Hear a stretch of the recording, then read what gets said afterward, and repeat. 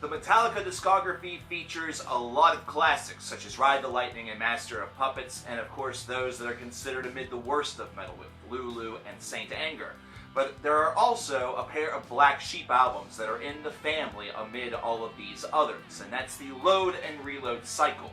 These were albums that were released in the latter portions of the 1990s, and were considered to be strange portions of the Metallica work. They had a little bit of a bluesy twinge to go along with the metal, and really the resemblance speed or thrash metal that came from the first 5 albums felt like it was a distant memory. Now these albums are widely considered to be very strange curiosities. They're a pair of albums that came from having an overwhelming amount of material during the Load sessions, which constituted the need for Reload to be released. And both of the albums kind of have and bear the same problem. While they are decent releases, they aren't necessarily perfect and contain a lot of fluff. So let's do something a little strange here. Let's kick off LISTMANIA and let's build the perfect album between Load and Reload. Let's make it, I don't know, Overload or the Mother Load. This would be, at least in my opinion, the perfect combination of tracks from both discs in order to create what would be a vastly superior album to the 2 that we got.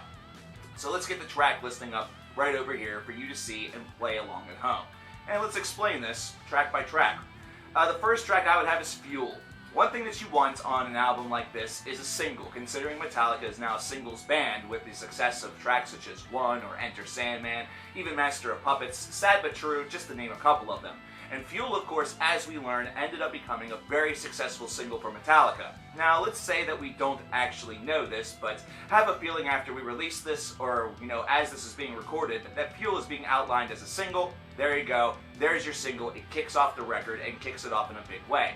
Track 2 is The Memory Remains. This could easily be a second single. This is one that was a single off of Reload, and I remember it getting a lot of circulation whenever the music video came out. And considering it also featured Marianne Faithfull, we want to keep this intact and give them the opportunity to release this perhaps as a second or third single for the record in order to give it a little bit of extra oomph.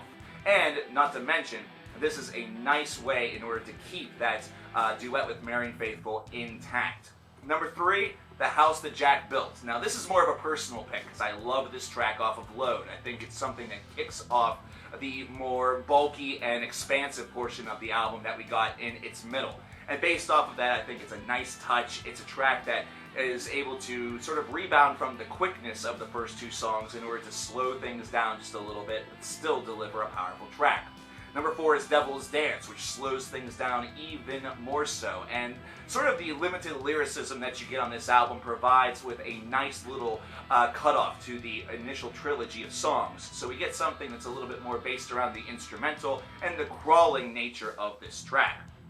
And plus, it leads us beautifully into track 5, which is Bleeding Me. This is the sprawling, lengthy track of the first half of this affair, and it's one that I think really, it's a song that needs to absolutely remain on this album that we're creating, considering it's this unsung hero of the 2 tracks. It's one that, despite its sort of, slow, brooding nature, still contains some of Kirk Hammett's best guitar work, not to mention the way in which it's constructed and built is just masterful. This is one of those songs that sometimes I think gets overlooked, but whenever you hear it played on the radio, you're excited to hear it. And yes, this is a track that does get played on the radio during mandatory Metallicas.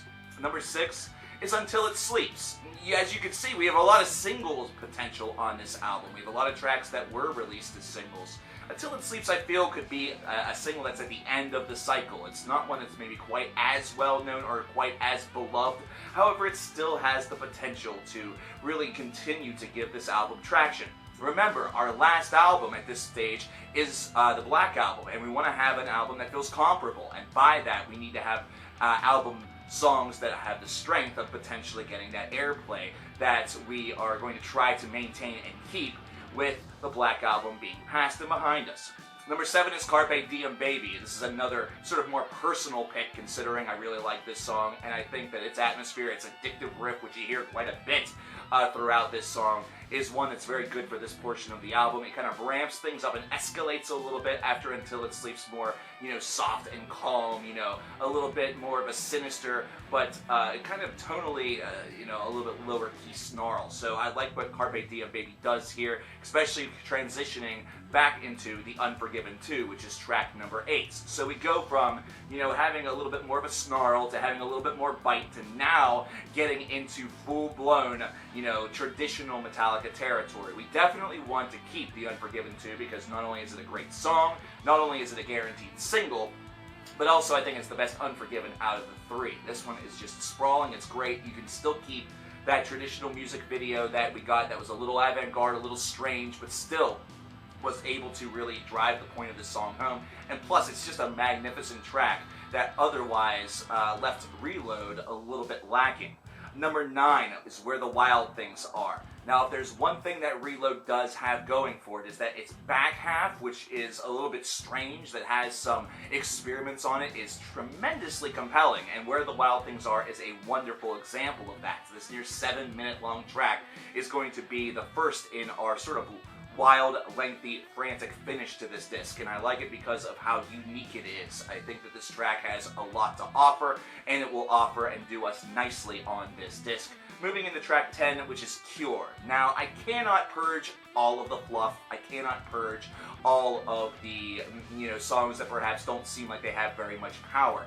Now, I could have easily thrown Mama Said in here, which I considered, but I'm going to go with Cure based off its length, first of all, and second of all, considering we're going from Where the Wild Things Are, which is a slower track, into Cure, which is a little bit more of an escalation point, so we're kind of going up and down that emotional roller coaster, which kind of leaves you with that feeling of being unsure what to expect next, and it's a good unpredictability based off of our track listing thus far. So this one is going to feel a little weak, but it's going to focus and really, it's there more so to change the tone up a little bit prior to Low Man's Lyric, which is track number 11. Now, once again, Cure has a lot of power here because we would go from Where the Wild Things Are to Low Man's Lyric, which are two tracks that are very much not what Metallica seemed to be all about, up until this point. So you want to have something to sort of bridge them and really make it still seem and feel like a Metallica record. I love Low Man's Lyric for its honesty. I love Low Man's Lyric for its power. I love Low Man's Lyric because this was a band that decided to take a major risk with this song and make something that was beautiful and destructive at the same time. And the destruction was not in the music itself. It was in the fact that it was this slow, brooding, almost suicidal sounding song. Not in the same way as songs that we've heard from the past, but instead one that feels very much like the author of a man whose pen is right now the only thing that's keeping him from perhaps shredding his own dignity and taking his own life from him. He is at literally the end of his rope. He is comparing himself to the dog in the alleyway. He is the man that confesses all to the rain. I love this track based off of that power. It is a bit of a personal pick, but I still think that this is a wonderful way for us to lead into our final track, which, as you see, is the Outlaw Horn. I want to have the full 10-minute, 48-second long version on this album, and this is a way that we can do it. And even though that last minute that we don't get off of Load is really just them continuing to jam a little bit out, I think that that's an important thing to maintain. It's a way in which to extend that song. And once again, I think between this track and Fixer, which were the two ending tracks that we got from Load and Reload, the Outlaw Horn is the more magnificent of the two. Fixer has some cool moments. I also sort of like the sinister atmosphere of it, but the Outlaw Horn just feels like the perfect end of this album because it is that slower, more brooding, more blues relegated song that also is a sort of nice capping finale for this. Some might say that Low Man's Lyric would have been a perfect outro considering it was so different and you want to have your last track be something that leaves a lasting impression, and Low Man's Lyric certainly does that. But I think you need the Outlaw Horn here because it's going to remind folks that this was a Metallica album, and it's also going to deliver them one last shred right before you sort of fade to black. That's why that latter 2 minutes, from the 8.5 to the 10-minute and 48-second mark is critical. We need that little jam out in order to be the ending, the last thing that you hear. So With this album, Motherload or Overload, we have a bit of a mix between the two albums, and really, I think whenever you throw these tracks together, you make something that feels a lot more feasible, a lot more sustainable. An album that has both singles appeal, but also has a little bit of power behind it. Yes, one way or the other, this is an album that's going to feel very different. It's going to be a departure from what Metallica had done up to this point. But with this album, at least, that would have been a transition that would have been a little bit more welcome. Now, granted, Metallica was able to score a lot more sales by releasing 2 albums and having multiple singles off of each, promoting them as such. However, with this one album, you have the ability to use and utilize that newfound popularity and commercial success that you gained with the Black Album in order to expand your sound a little bit further, show yourself to be a bit more of an all-utility band, and still maintain that sales threshold. Is this necessarily going to outpace the Black Album? Absolutely not. You're not going to catch lightning in a bottle twice. But I feel that this is an album that easily could have gotten the sales that both albums combined did, and maybe a little bit more. What do you think? And what do you think the perfect album between Load and Reload would be using those tracks? I'd like to see your answers in the comments box below. And if you want to check out Load and Reload for yourself, if you've never heard these discs and this video just seems like a really weird, out there what-if statement, check out the description box and pick them up on the Amazon page that we have, and anything else that really your heart desires. My name is coverkillernation, and stay tuned over the next 19 days as we will have lists, and more lists as LISTMANIA finally has kicked off. I'm very, very excited, and I'll see you back here for the next one. Take care.